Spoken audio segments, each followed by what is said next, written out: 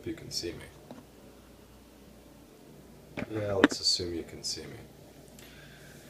So something I've been putting off saying for a while is something that's been a pretty big deal, which is that I've been led to believe things that a lot of people would describe as spiritual, or things that would be described as outside the boundaries of what we call science, or you could call it the dogma of science.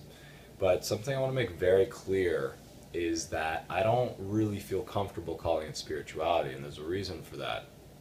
And the reason is that I don't really believe in science as such and spirituality as such. And what I mean by that is I believe in one process. And the process that I believe in, you can call it rationality, or you can call it just, I don't know, probably rationality is a good word for it. But what I believe in is basically the father of what I think science is. And that process is taking your experience and finding an order within it, and then creating a set of provisional rules that describe that order.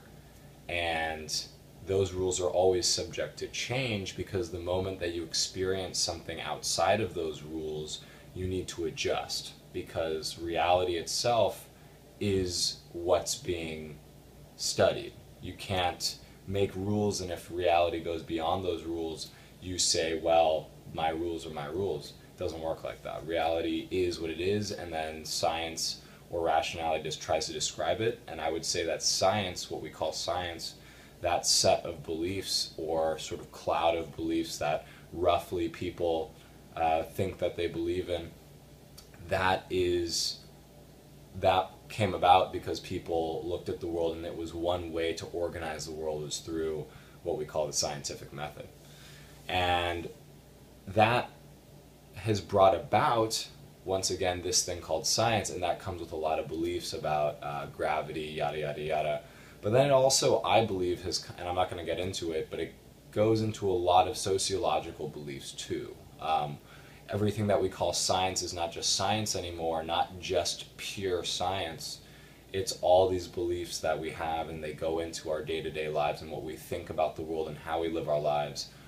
That's science too. And I actually don't believe in that, because I believe that that is a overreaching of what is really just a provisional set of rules into a whole way of being that the rules aren't even talking about. And for example, something like that might be God doesn't exist, or any grand unity doesn't exist, any any greater consciousness does not exist because science hasn't discovered it. So that's a pretty big one. And if you go by the scientific method, or at least our current popular understanding of the scientific method, we would say that there is no God. When you die, you just short circuit, kind of like a computer, and that's the end of it, and you probably are just in a void, or not in a void, or you don't exist, or wherever computers go when they short circuit. And that is right now a popular belief. That's a belief that a lot of people have. But anyway, there's no, I'm not even gonna go down that road. This is what I wanted to say even more than that. So there's science, and then right now in our society we often perceive spirituality or religion as a dichotomy of that. So there's science, and then there's religion. And there's scientists who write a lot of angry books. Well, these aren't really the scientists, but you'll hear angry books from these guys talking about these guys. You'll hear spirituality people, naysaying scientists, and then you have people in both camps that are pretty chill. But the point is that there's a perceived dichotomy between the two things. There's an idea that there's science, and there's an idea that there's spirituality and religion and all that stuff, and that it's two separate things.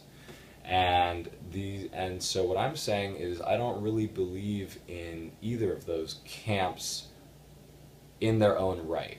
And I'm not saying that everybody in those camps believes in them for their own right. I don't believe that's true. But all I'm going to say is I believe that human beings do one thing, and that's we take experience, put order through it, and try to find an order and try to describe that order. Now, to me, that's rational. If suddenly tomorrow gravity reversed and things started moving upwards, and it didn't accord with any of the rules of science that we currently perceive, then if we were rational, we would say, okay, gravity was behaving a certain way for a long time, but it just changed, and reality is allowing that. We better adjust our idea of reality. But in other ways, and a lot of people might agree with that. Scientists might be like, yeah, it's true, and I think a pure scientist would agree that that's exactly what they would do. You have to adjust according to what reality does. But here's the thing, and this is why I'm saying I don't like this dichotomy, is that I think a lot of people, they live their lives and they grow up in a society that teaches them about science, and they grew up around a lot of people that said science is the way. And at a certain point, they said, oh, science is right. And so in their experience, they've been told all these things and they've come to the conclusion that science is right. There's nothing wrong with that. But here's the thing. If gravity reversed tomorrow, I think there would be a lot of people who would just be like, oh, shit. And these would be including people who believe in science. They'd be like, oh, shit. This is going against my rules, and I'm shocked.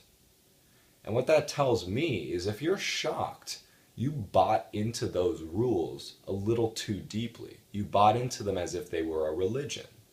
And when science changed, or rather, the thing below science changed, you were like, oh my God. And here's the thing, I think in small ways, the thing below science is changing all the time. And people will oftentimes overlook those things, or they'll just be like, oh yeah, that's just a new development. But the thing is, before that thing happened, they had a very different set of beliefs. And, I've made examples about this with, frivolous things like Pluto, but I think, even as far as the placebo effect and a lot of things, we kind of turn a blind eye to it. We turn a blind eye to a lot of our own unhappiness, a lot of the things in our life where we say like, man, I'm just not happy, but I'm going to continue to believe in a system that makes me think that, my own happiness is kind of not as important as physics. My own happiness is kind of removed from the playground of light and shadow and atoms and all of these things, because happiness is kind of like this abstract, intangible thing, and it's kind of bullshit. Love is kind of bullshit because we can't measure it.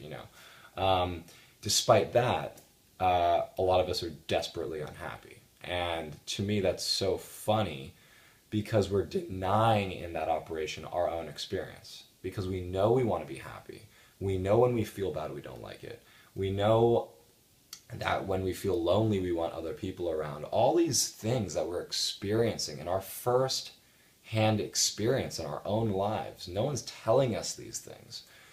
But what are we doing? We're looking at science, and a lot of scientists, it's popular to rag on psychology, so we're like, oh, psychology's a little bit bullshit. And then we look at science, and science isn't really interested at the moment in talking about happiness, or talking about, why you feel lonely, or why you might need people in your life. It's not talking about that. So in a way we're like, oh, if science, which in a way is starting to sound like religion, if my religion isn't saying that this is important, then it must not be important, And so they deny their firsthand experience. And to me, that's irrational. That's just irrational. And so what's happened to me in the past 3 months is I had an experience in Iceland, which I may or may not tell you about later. I probably will. And I basically had a religious experience, or what people would call a religious experience, but really there's no such thing. What I had was an experience, and that experience happened, the things that happened to me that I perceived outside of the boundaries of the world I currently thought I believed in. So in a sense, it was a religious experience. It was an epiphany. It was like this crazy firsthand feeling that, oh, the world is bigger than I thought it was.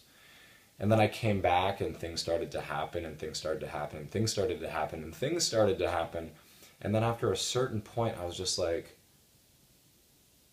this can't be just a series of arbitrary coincidences. It can't. Like, it just like, if I am to be rational, I need to give up my old understanding of my world. And included in that is this idea of a scientific world where we're kind of treating ourselves a little bit materialistically, even who we are and what we think we're supposed to do with our lives, objectifying each other. I couldn't believe in that world anymore. And so in that sense, you could call it a spiritual awakening or whatever, but to me that term still plays into this dichotomy that, like, oh, this world is real, and you are here and you moved in and discovered that this is real. And I don't believe that. I believe that every person is moving within their own timeline and they're using their own rationality to create the world around them. And within that process, which is neither in science and neither in spirituality, just in my own life, I've come to a given place. And that place is no longer properly described by either traditional science or, even, a lot of spirituality is just my own experience. So I want to say that because that was a big deal, and I've been honestly kind of ashamed of saying that to a lot of people because I come from an upper middle class suburb where people think that science is the way. And there's nothing wrong with that. I still believe a lot in what science does, but I can no longer say that, oh yeah, it's the way, because to me that does smell of dogma. It does smell of guiding principles that you yourself have not experienced and reinforced with your own experience. And so this is where I am now, and I just wanted to share that with you.